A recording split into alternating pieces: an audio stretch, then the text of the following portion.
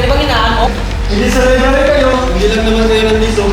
Guys, huwag na kayo mag-away. Baka makapalitan tayo ng teacher. Minsan sa paaralan, nagkakaroon ng hindi pagkakaunawaan.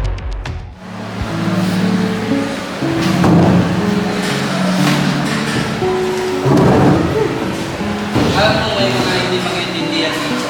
Pero kaya natin ayun dito. Magtulungan tayo, maglinis ng kaso at handa para sa kaso. Kaya po ang nagdadala ng pagkakaisa.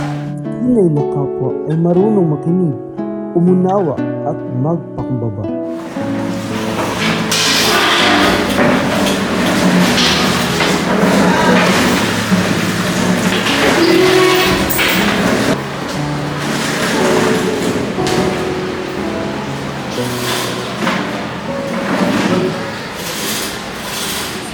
마음이 많아지는데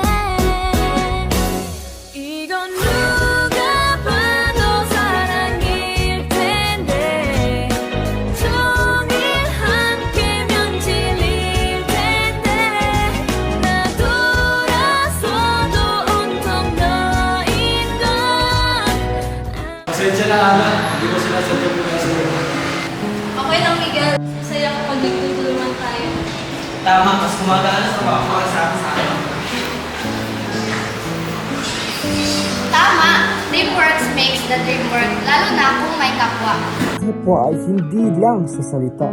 Ito ay pagkilos, pagdamay, pakikisama at pananagutan. Good job.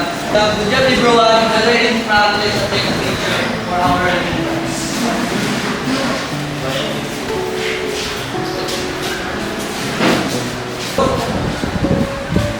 Everyone, let's wave the camera. Sa paaralan, magkakataon na nagkaka-understanding. Tulad ng magpatugtog na malakas si Miguel at nainis ang kanyang mga kaklase. Sa tulong ng Guro at ni Bea, matutunan nilang makinig at pumunawa sa isa't isa. Di nagtagal, natulungan silang linisin ang silid-aralan. Humingi ng tawag si Miguel at lahat ng sila'y naging masaya sa pagtutulungan. Ganito ang ibig sabihin ng kapwa, ang pagbabahagi, pagdamay at pagkakaisa bilang iisa.